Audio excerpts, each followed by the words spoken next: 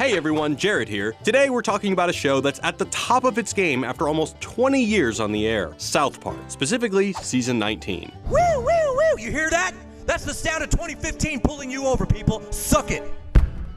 Unlike much earlier seasons, season 19 is a serialized narrative that tells an overarching story from episode to episode. They played with this idea a bit in season 18, but overall it wasn't nearly as comprehensive. Season 19 is arguably their smartest season yet. It chronicles the small Colorado town as it experiences significant social changes, introduces a new central character, and comments on America's current political climate. You've got a gaping gash, and you've got vinegary bowels. One of the cleverest aspects of this season is its layered commentary. Looks like things are getting all PC again. Not only is it about our modern social condition, but also about the show itself. The season opens with the firing of Principal Victoria over an incident referring to rape as a hot Cosby. A new person has been appointed to try and make South Park Elementary a more progressive place that fits in with today's times. He might as well be talking about South Park the show. I'm here because this place is lost in a time warp. In other words, can South Park's signature vulgar sensibility possibly survive in our current politically correct world? You could go through the season and interpret these comments on the town changing as a meta-commentary on the show itself facing change. This town is changing so fast. Everybody want to be PC, be updated. It's like I'm a Rarick. The mayor later makes this explicit to Officer Barbrady. You're from another time, Barbrady,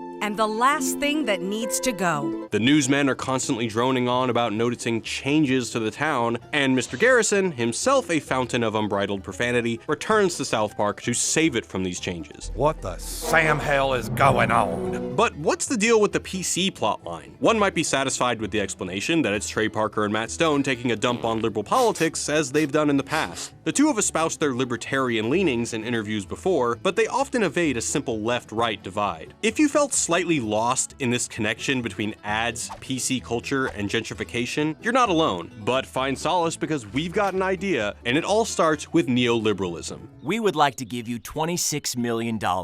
Welcome to this Wisecrack edition on the philosophy of South Park, Season 19. Part 1, PC culture, gentrification, and ads. In a nutshell, neoliberalism is an economic ideology that stresses personal freedoms and market solutions to address society's problems. Want to fix healthcare, the post office, or Chipotle? Let the market take care of it. Or as philosopher Henry Giroux puts it, the tenets of neoliberalism are 1. Consumerism is the most important duty as a citizen, 2. Individual freedoms trump public freedoms, and 3. All public social issues are addressed on a private level. Neoliberalism neatly ties together 3 seemingly disparate themes in the show: gentrification, PC culture, and advertising, which leads us to one of the best lines of the season. What is PC but a verbal form of gentrification?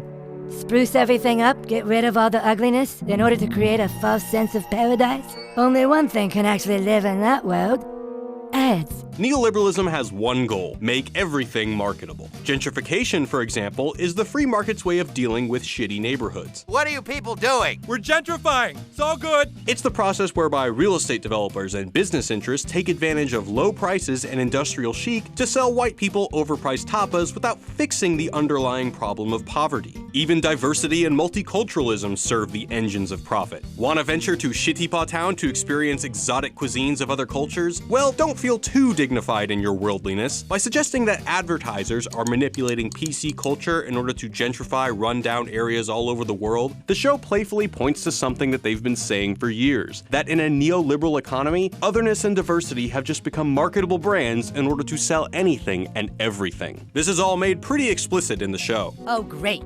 So now ads are using PC for their own gains? That's a new low. One might say that the ads are a stand-in for the grossly inhuman forces of neoliberal capitalism. And now, the ads have taken the next step in their evolution. They have taken human form. Ready to assimilate or destroy everything and everyone in its path, but always behind the scenes and barely noticeable. Leslie and PC principles stir up an anxiety. What if my friend, family, or beloved TV shows are just ads or sponsored content? What if I'm an ad? What the hell's going on, bro?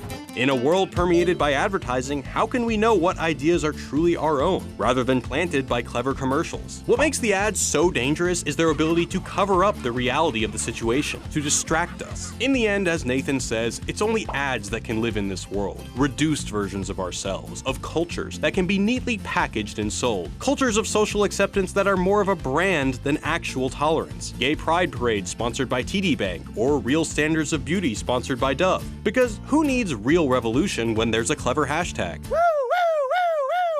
Now, we're not arguing that diversity is bad, and neither is South Park. But one thing neoliberalism is really good at is a process called co-optation, to take what was once outside of the system and assimilate it so that it can serve the needs of capitalism. Neoliberalism absorbs identities and diversity so that multiculturalism becomes a trendy brand to be purchased. Is there a reason the children with disabilities and Black Child are front and center? Oh no, that's just where they always sit, next to our beloved Craig there, who is a homosexual. For the town of South Park to advance economically, they have to adopt these marks of tolerance to bring in businesses and new residents. So, how do you convince the world that your town isn't some antiquated backwater shithole, but rather a bastion of progressive ideals? Whole Foods. The show uses Whole Foods as a focal point for a ton of the progressive changes happening. Our town has only had a Whole Foods for 3 weeks and we already have our first gay kids.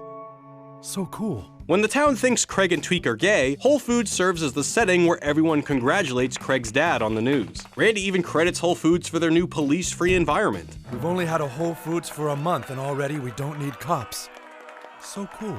Whole Foods has ceased to be a place where we can buy organic food and instead becomes a set of lofty ideals that we buy into every time we purchase that $6 bottle of asparagus water. That kind of branding is good not only for Whole Foods, but for television. Here, the meta-commentary gets pretty explicit again. People shower Craig and Tweek with money for being gay. The message is clear. The spectacle of inclusion is good for business. The episode ends with a crowd of voyeurs watching Craig and Tweek through a window, raising the question of whether the affirmation is for them or for the viewer. In the new neoliberal economy, the spectacle of inclusion is sold just like any other commodity. We fork over some cash, and in return, we get a healthy dose of self-righteousness. Slovenian theorist and curmudgeonly mountain troll Slavoj Žižek thinks that modern political systems can be much more dangerous than they were in the days of yore because they're just so dang pleasant. In the face of dictators, bad bosses, or the KKK, it's easy to point a finger and say, hey, that's the bad guy. Fuck him. In other words, this, And then after we fucked every last one of them to death, we build a big wall. is easier to hate than this. Hello, ladies. Thanks for coming to our event. Hi. We're just tired of the way people with disabilities get treated. Can I get you some alcohol? Being a PC bro is still about getting laid and wasted, but now they have a pleasant facade to hide their real motivations. I've joined a social awareness group. Zizek describes political correctness as just a form of self-discipline which doesn't really allow you to overcome racism, misogyny, and so on. If PC culture is dangerous, it's because it's just a nice paint job over the same old discriminatory reality. We'll keep the existing structures, but add brick walkways and some quaint white lights. There's no longer a clear villain to rally against, just self-satisfying acts of social justice. The new progressive world of South Park is one where people regularly blow hundreds of dollars at Whole Foods, but are expected to feel good because they donated $1 to charity. Never mind the wasteful excess of your grocery list, you can wash yourself of the guilt with a token gesture of charity. $26 in filet mignons and $1 for hungry kids around the world. On the one hand, we have those who criticize neoliberalism but don't actually do anything about it. On the other, we have those who actively oppose it. Zizek argues that this kind of Whole Foods-style charity is the perfect marriage between these two camps, between inaction and action. You don't actually have to change the world. Change and rebellion become another commodity. Criticism is perfectly disarmed because you can be a good neoliberal consumer and still feel like you're fighting against it. Zizek argues that rebelling against the system is tolerated, even promoted, so long as it stays within the acceptable bounds. He uses the term interpassivity, which denotes the practice of doing things not in order to achieve something. Political correctness, he says, fits the formula of let's go on changing something all the time so that globally things will remain the same.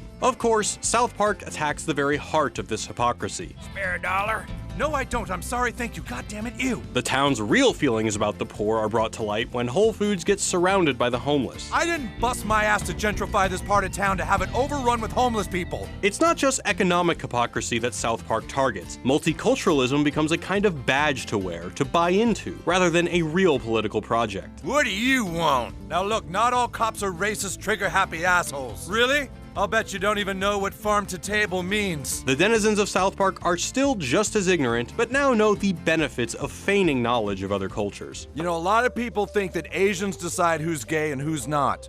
But it isn't all Asians. It's just specifically the Japanese, okay? You sure know a lot about this. Yes, I do. The show is criticizing the individual just as much as they're calling out other shows. The meta-criticism raises the question, does token inclusion really make for more inclusivity? Or is it a shell of actual diversity that is meant to boost ratings rather than understand another culture? That is whack. In the end, this show of tolerance is more about making white liberals feel good than the marginalized people they seek to help. You know, there's still some people out there that say, what does being PC really mean? Well, I'll tell you what it means. It means you love nothing more than beer, working out, and that feeling you get when you rhetorically defend a marginalized community from systems of oppression. The PC frat house, for all the talk about marginalized people of color, is, well, entirely white. Even their fervent passion to help the disabled is just a cover to crush puss. French philosopher Jean Baudrillard uses the term charity cannibalism to denote the process whereby other people's destitution becomes our adventure playground, where we continually seek to secure the conditions of reproduction of the catastrophe market. According to Baudrillard, when we run out of tragedies to feel bad about, we start inventing our own. Why would a person with a disability not see that what I'm trying to do is actually protect them? Sometimes victims of oppression are so marginalized that they begin to sympathize with their oppressors. Yeah, bro. When PC Principal encounters a marginalized person, Jimmy, who doesn't want his help, he finds Nathan, who more aptly suits his narrative of the world. Nathan plays the role of a helpless victim whose feelings of outrage reflect PC Principal's. Could you tell Jimmy how you feel when people use the word retarded?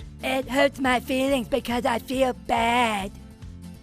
Are you serious right now? The point is not that using the word retarded is okay because someone with a disability uses it, it's that this relation of protector-victim is always disempowering to the victim, who will only be validated by virtue of their helplessness. This is why Zizek would argue this sort of PC culture is more intolerant to other cultures. We lovingly accept everyone so long as we can pigeonhole them into a type of difference we can consume. Never mind that Caitlyn Jenner, who is of course a stunning and brave hero, was accused of killing a person, Buckaroo!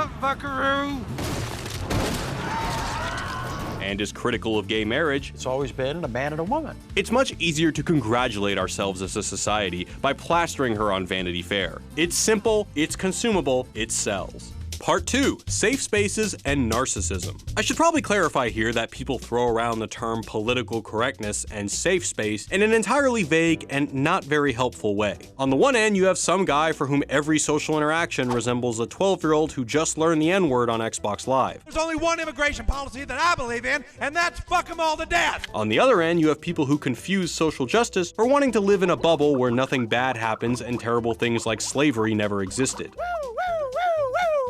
These people on both sides are few and far between, so please stop freaking out. South Park reliably takes down both sides of the political extreme, making fun of both Trump-esque conservatism, Fuck them all to death. Let's make this country great again. and, well, everyone who got a liberal arts degree. I'm sorry, the world isn't one big liberal arts college campus. What the show is really saying is that behind both sides, there lies a deep-rooted narcissism.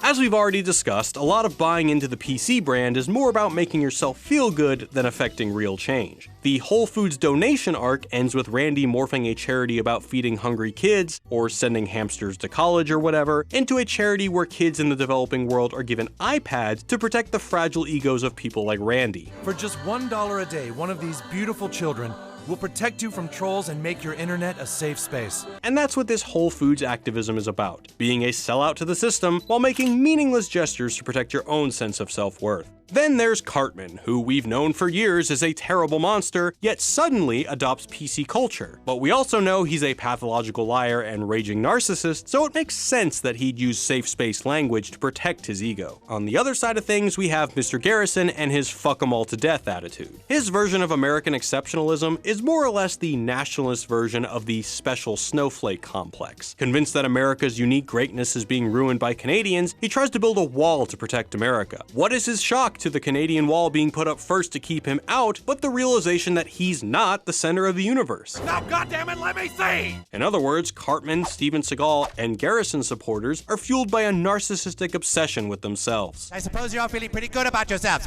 Here's where neoliberalism enters the picture again. Neoliberalism promotes a culture of consumerism centered on the individual, and nothing quite fuels the economy like self-obsession in mass. Every person here thinks this is about them. What is left is a cult of victimhood. For Mr. Garrison, you have the paranoid delusion that everyone's out to ruin your way of life and steal your job. I took her down! For the show's PC crowd, it's the mistaken idea that not being a victim of harassment means someone entertaining your illusions of grandeur. For those already privileged, it means aspiring to victimhood. We're the victims now. In the end, everyone wants to hang reality. The point is not that everyone advocating for safe spaces, or everyone who loves their country is one of these extreme caricatures, but that otherwise reasonable logic has been caught up in a whirlwind of societal bullshit. Conclusion. The creators of South Park probably don't hate every aspect of PC culture, but the shallow versions of it propagated in the mainstream media. Your species took PC and twisted it for evil purposes. After all, PC Principal has a sort of redemption. After learning he's been manipulated by ads, he goes on a rampage, murdering all the inauthentic PC bros. Creators Matt Stone and Trey Parker are also acutely aware of their own privileged position, nodding to this in the show. We're two privileged straight white boys who have their laughs about things we never had to deal with. And the finale makes it explicit that PC Principal is here to stay, with Stan commenting, This is gonna be really hard. because, well, it is. Not wanting to seem like a bigot while avoiding the trappings of phony inclusion is really hard. Caitlyn Jenner is a hero. There's no other way to say it, and she is absolutely stunning. With season 20 around the corner, what will happen? Will the show yield to the pressures of a changing society and reorient itself completely? We cannot let them take from us our PC. Or will they stick their middle finger firmly in the air and double down on their off-color roots? Send in the pregnant Mexican women. Fire the taco launchers! Syrian refugee children flank from the left. Send in Jared.